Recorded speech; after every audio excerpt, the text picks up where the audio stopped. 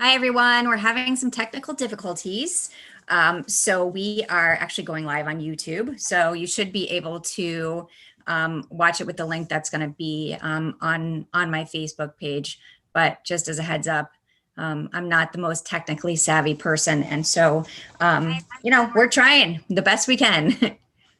So we are actually going live on YouTube. So you should be able to watch it with the link that's going to be on my Facebook page. Why is it? But just as a Sure. Okay. there you go.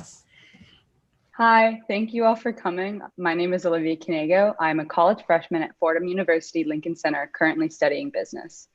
I'm here today to introduce this amazing woman sharing the screen with me, Simone, my mom, Simone Canego. My mom has been raising kids for 24 years. I'm not going to share her age, but she's had kids for exactly half of her life. She's climbed Kilimanjaro, hiked the Inca Trail, and loves challenges. She wears leggings, jeans if she's getting dressed up, is a seasoned traveler, and is a fan of red wine. Although she's a CPA by education, she has tried many different career paths.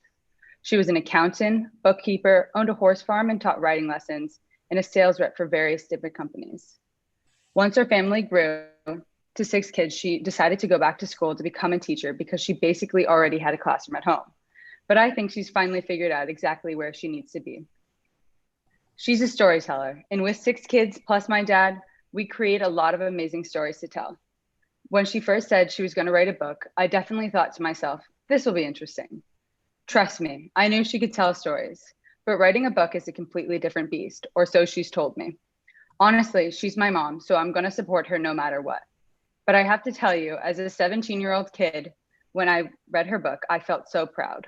I know all of the stories in the book, and I still laughed and cried some more.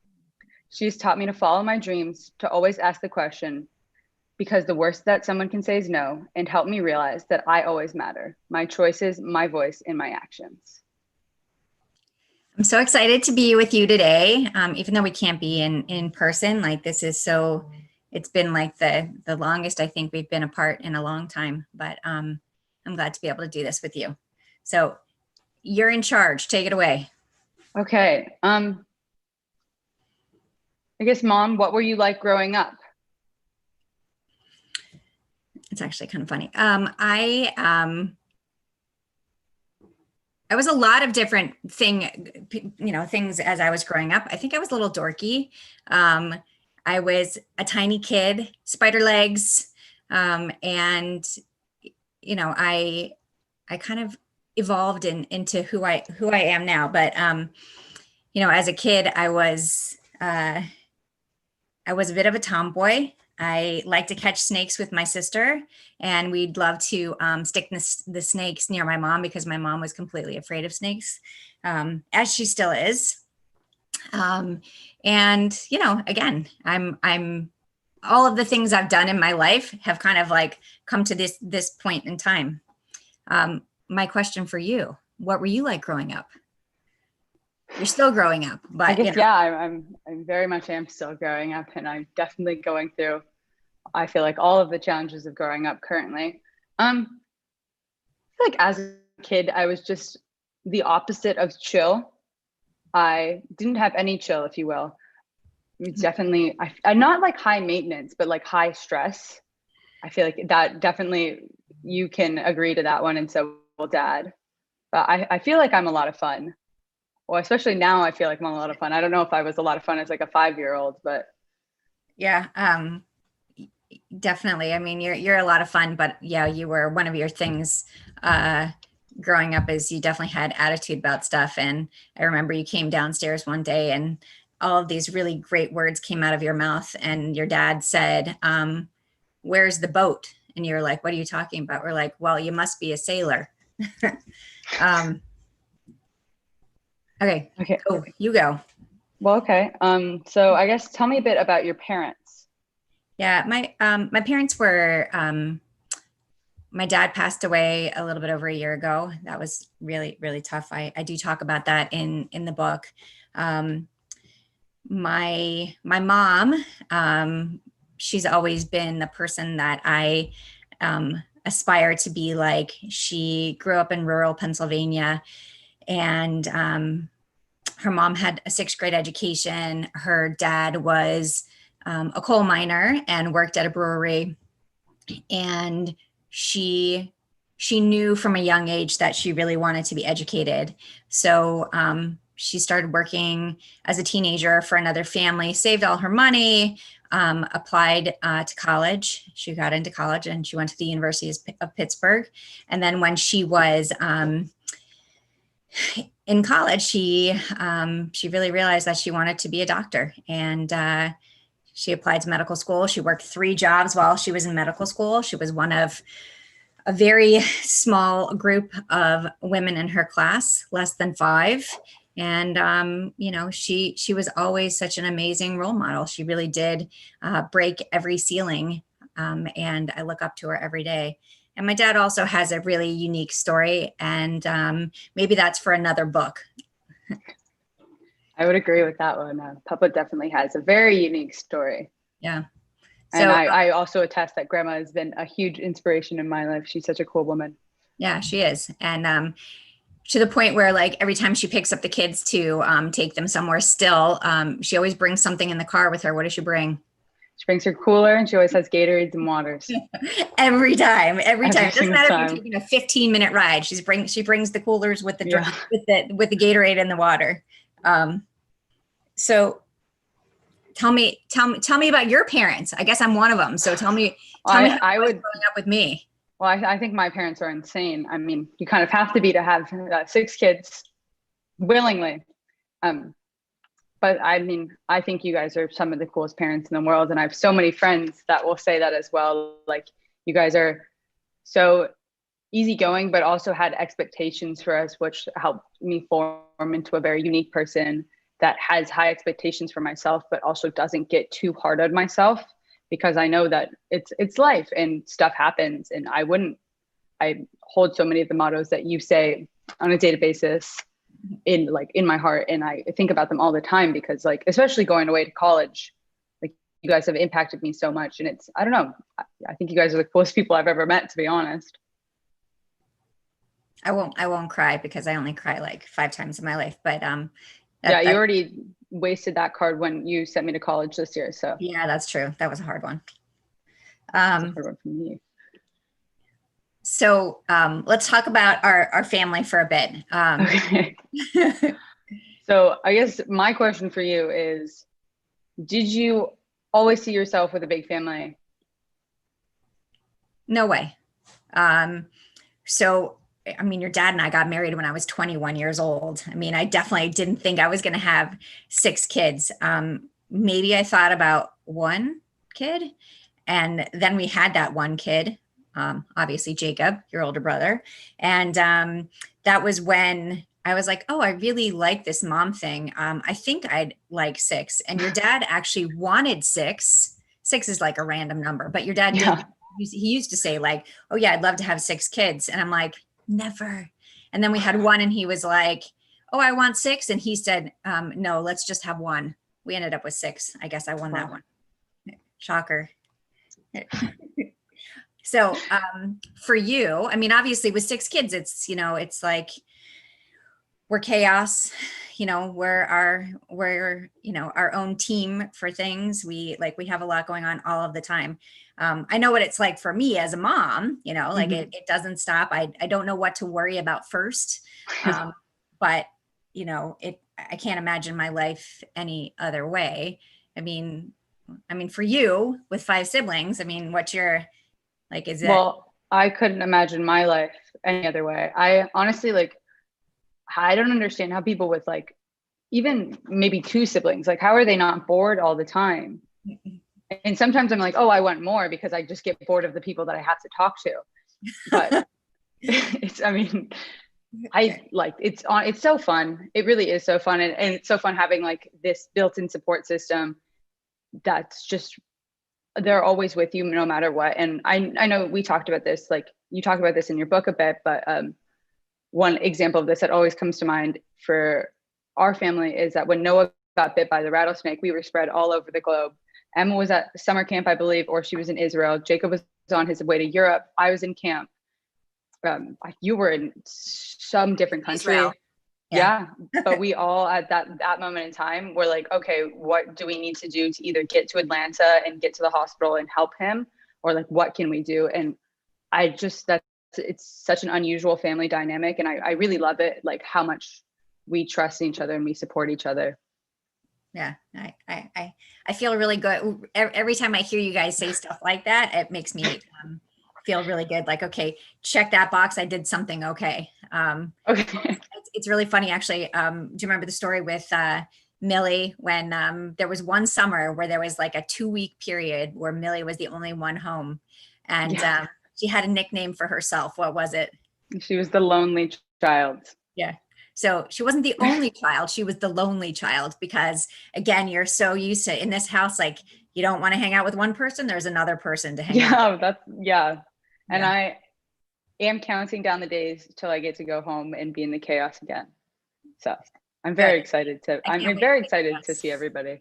Although the house has been a lot cleaner with only 50% of the kids here. I call myself a 50% empty nester.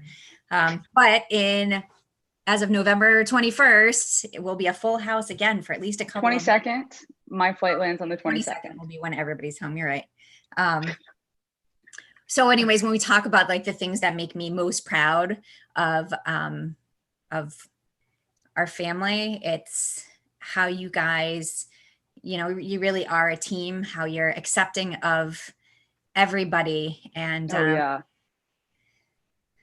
I mean, I would say that's such a big part of our family. And how could you not learn to accept everyone growing up with 2 Black siblings and 1 Asian sibling? We obviously have gotten numerous comments, all the stares, all the time. And you just kind of learn to roll with it. But acceptance is such a big part of our society, and it's something that so many people are missing. And it's negatively affecting the way that most people are living their lives. And I'm so glad that you taught us this. And I'm so glad that like every member of our family like believes in the same thing there. yeah, it's true. Okay, so we're here for a reason, and I We know are we're here. moderating this, but what are we here for? I mean, we are here to talk about your book that did launch today. Yeah. Okay. So I do have it with me. I was sent it. It was very exciting the day this came in the mail. I finished it in 3 hours, not to flex to everybody. But I guess we should probably talk about the book. yeah, we should talk about the book. Yeah, tell us a little bit about the book. So it's about inspiration. I mean, it's a lot of the stuff I say to you guys every day. It's our stories. It's about realizing what you're capable of. And it's really a reminder that the things we do every day matter. The choices we make matter, and we matter.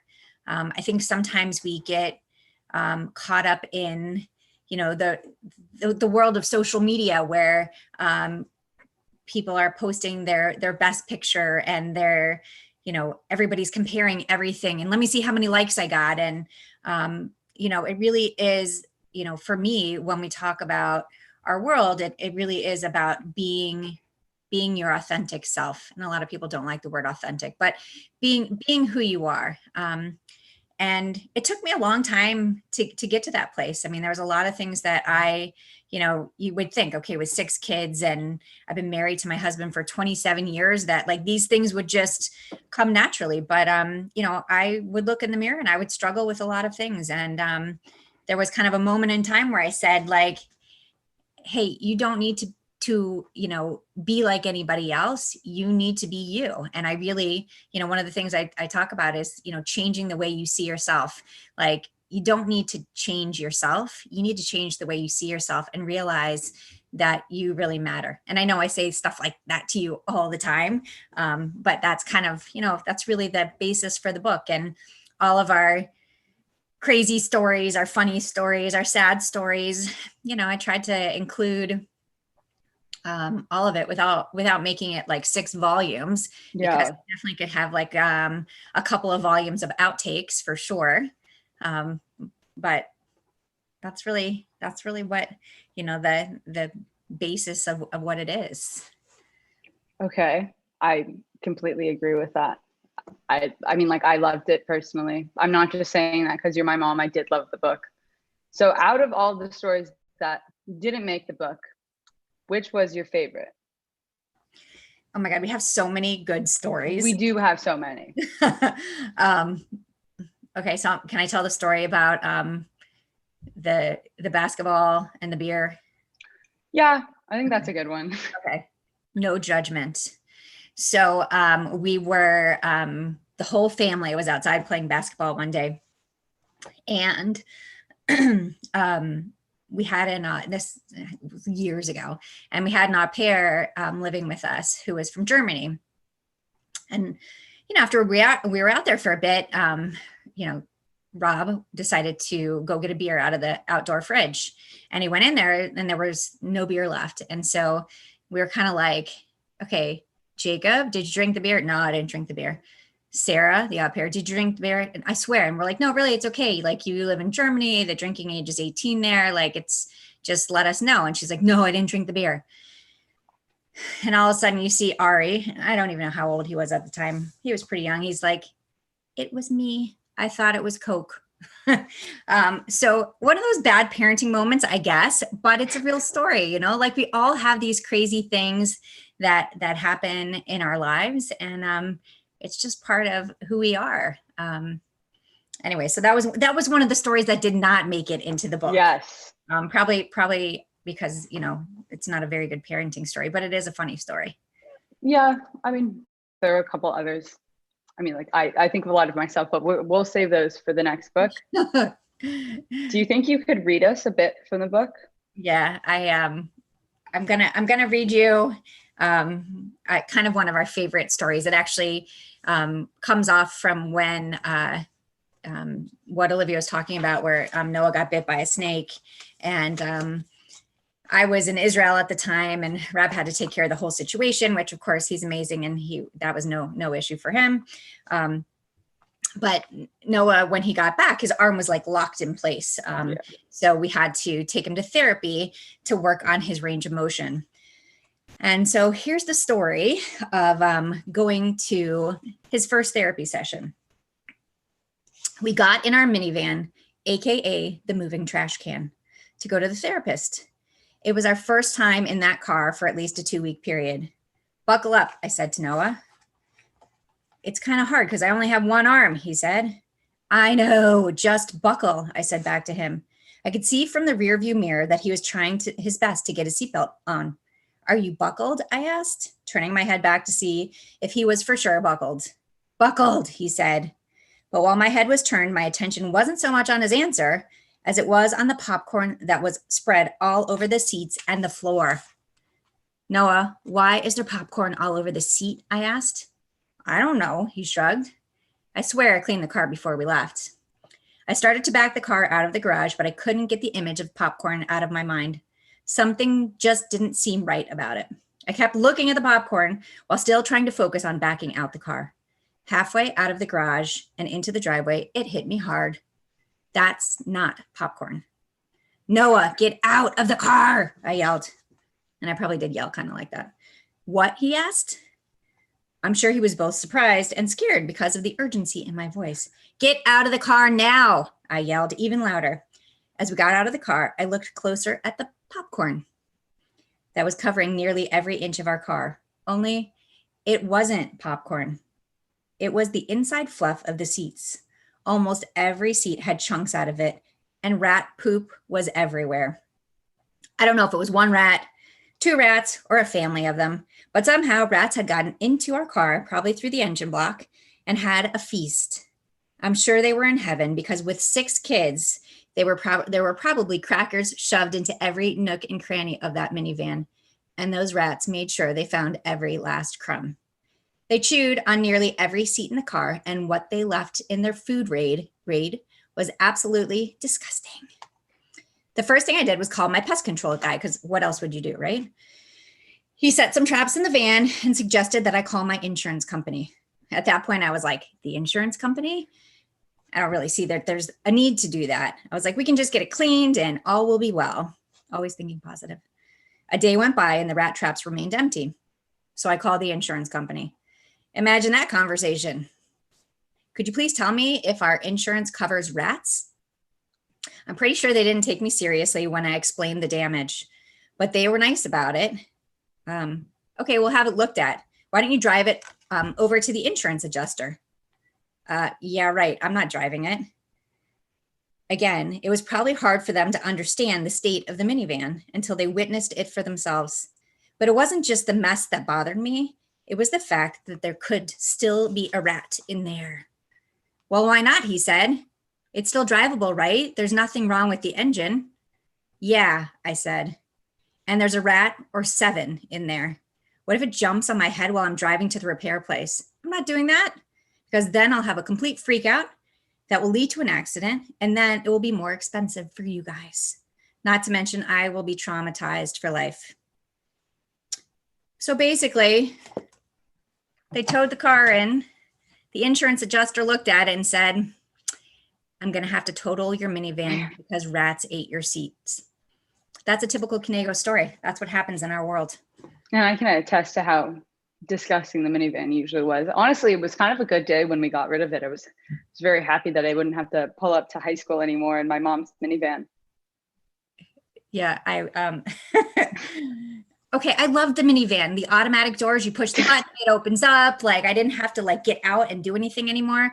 But you know, the problem with a minivan is you have that third row, and to get back there to clean it is you got to actually climb in, and therefore there was, I mean, it was definitely a rat feast. Okay, so that's one of the funny stories in our book. Obviously, there's lots of stories, but that one even telling that story to myself, I'm like, how is that even possible? And how is this my life? But it is.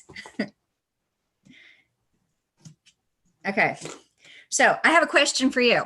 You've read the book. Yes, okay. I have. So what do you think that someone who reads the book will, will get out of it? Like, what do you think it will mean to someone when they read the book? I tough question. I hope that I think that someone will get out all of the life mottos that you have taught me and the confidence that you have taught me. And I'm hoping that's what they get out, because it's honestly just your parenting and just like one book combined, and what you live by in one book combined. And you're such a strong and powerful woman who honestly does anything that she puts her mind to. And I really hope that other women and people can learn that from this book and realize that you are more than enough, and you've always been more than enough. I mean, that's my big motto, is that when people talk about being enough, and I'm like, no, you're not just enough, you're more than enough.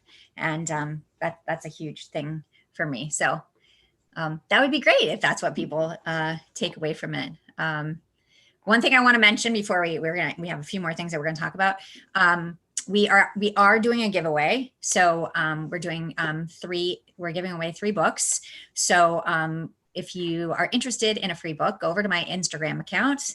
And there's a post there. Again, I'm old. You heard how many kids I have and how long I've had them for. So, but go over to my Instagram account, and it'll tell you how you can get in the loop to get one of those free books.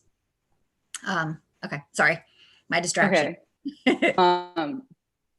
So I know that numerous of your friends have read it so far. What's the feedback been like, and what's I feel like your favorite feedback that you've gotten? Yeah, I mean, I have really amazing friends, and I've sent it out to quite a few people, and I really I'm really, it as Millie would say, it warms my heart to hear what people have to say.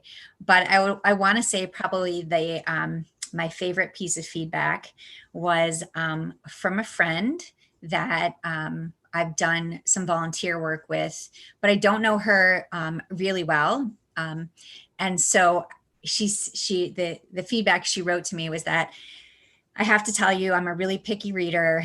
I don't have a lot of time. And so a lot of times if a friend or an acquaintance sends me, a book to read or something to comment on, I tend to cringe a little bit because, I really don't want to have to give negative feedback. And I really don't want to read a book that I don't have to read.